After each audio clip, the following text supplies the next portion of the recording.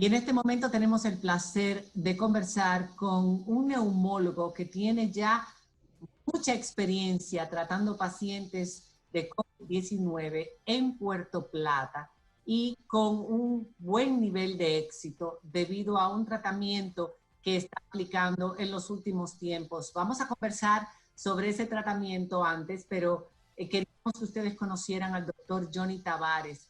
Es un neumólogo con más de 30 años de experiencia en el ejercicio profesional. Ha sido presidente de la filial en Puerto Plata del Colegio Médico Dominicano, encargado del control de la tuberculosis también en la región, y actualmente lleva más de 250 pacientes tratados por él mismo en su consulta y también, por supuesto, los que van al hospital.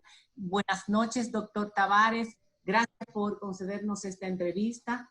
Usted estuvo hace poco en un artículo del periódico que resaltaba el éxito que había tenido utilizando un medicamento del que ahora se está hablando mucho en todo el mundo.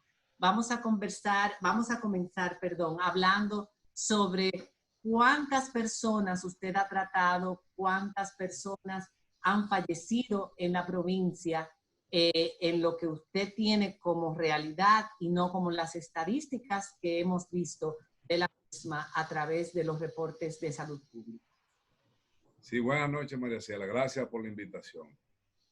Fíjate, nosotros trabajamos tanto en el área pública como en el área privada, y aquí trabajamos en el Centro Médico Bornigal del Grupo Resco de Puerto Plata. Este centro es el centro más grande que hay en toda la costa norte de la República Dominicana. Y como consecuencia de eso, como tú sabrás, la costa norte no es solo Puerto Plata, sino que la región norte del país, porque nosotros recibimos pacientes desde Nagua, Cabrera, Río San Juan, Gaspar Hernández, Sabaneta, Cabarete, Sosúa, Puerto Plata, Inver, La Isabela, Luperón y los 9 municipios, incluyendo Sosúa, que está en la parte este, y es el municipio con más habitantes no cabecera de la provincia de Puerto Plata. Como consecuencia de eso, la radio de acción nuestra sobrepasa la frontera de lo que es nuestra provincia, y como consecuencia de eso, aquí a Puerto Plata llega una gran cantidad de pacientes puertoplateños y otros que están fuera del límite de Puerto Plata. Y quiero decirte que el Grupo Resco aquí, por lo menos, en el Centro Médico Bornigal, nosotros hemos visto la mayor parte de los pacientes. Primero porque en Puerto Plata somos 3 neumólogos nada más, y las otras 2 neumólogos, por asunto de enfermedad, se dieron de baja cuando comenzó la pandemia. Y entonces yo he tenido la responsabilidad de ver, yo digo, el 80% de los casos que hay en esta provincia y en la costa norte del país. Y los fallecidos, doctor, que hablábamos antes de empezar esta entrevista, los fallecidos según los informes de salud pública, los reportes diarios, dicen 11 fallecidos en la provincia de Puerto Plata. ¿Han sido tan pocos? No, fíjate, aquí las estadísticas que tenemos, contando los pacientes que han fallecido en el hospital, más en esta y otras instituciones, andan entre 25 a 30 personas. Lo que pasa es que el Ministerio de Salud Pública inicialmente solo estaba contabilizando los pacientes que tenían prueba positiva. Un grave error, porque el diagnóstico del COVID-19 o de cualquier enfermedad está en la historia clínica y los estudios complementarios que tú puedes hacer. En este caso, el COVID-19 está sustentado por signos y síntomas clínicos, más estudio de imágenes.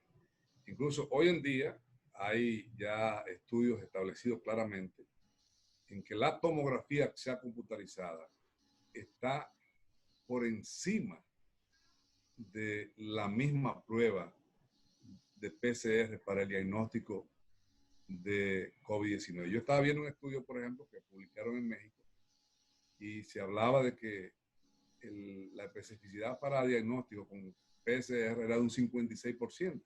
Sin embargo, con tomografía que sea computarizada más la clínica, se hablaba de un 88%. Doctor, y esos casos que ha podido confirmar por métodos diagnósticos externos a la prueba médica, pero que son eficientes, como la tomografía, por ejemplo, ¿ustedes los reportan al Ministerio de Salud Pública? Bueno, la prueba no está, la tomografía no está para reportar porque no constituye para un elemento diagnóstico para tamizar a un paciente, ¿no?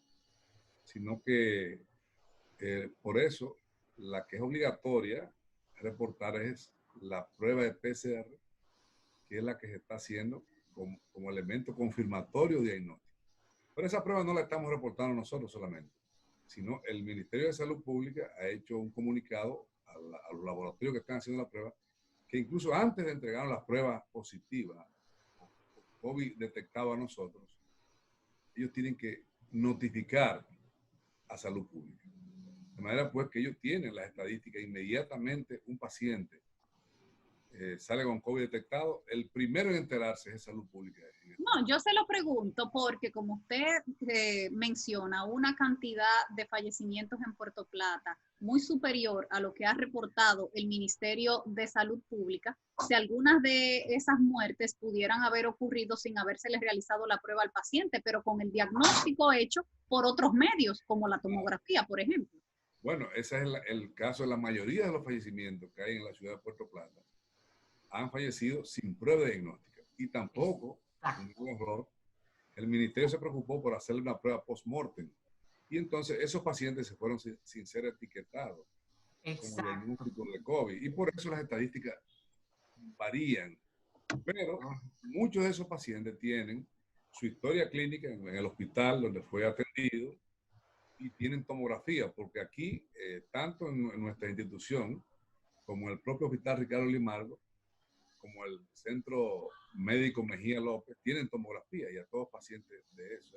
Sí, pero entonces podemos inferir de eso que usted está diciendo que hay un subregistro mucho más grande de lo que nosotros pensábamos en los fallecidos, así como por lógica en los contagiados, porque como usted dice y como nos decían los infectólogos desde el inicio, ahora las pruebas son importantes, pero en muy poco tiempo, en 1 o 2 meses, lo que va a importar es la clínica con los estudios de tomografía, etcétera, para determinar la enfermedad. No podemos entonces seguir informando a la población solamente el que se ha hecho la prueba. Tienen que recogerse de todas las clínicas del país y los hospitales la clínica y los diagnósticos de COVID-19, aunque no haya habido la prueba, para que nosotros entonces tengamos una idea, porque todos los países tienen carencia de pruebas real de cuántas personas están contagiándose y cuántas personas están falleciendo, que son muchas más entonces. Definitivamente, esa es una realidad.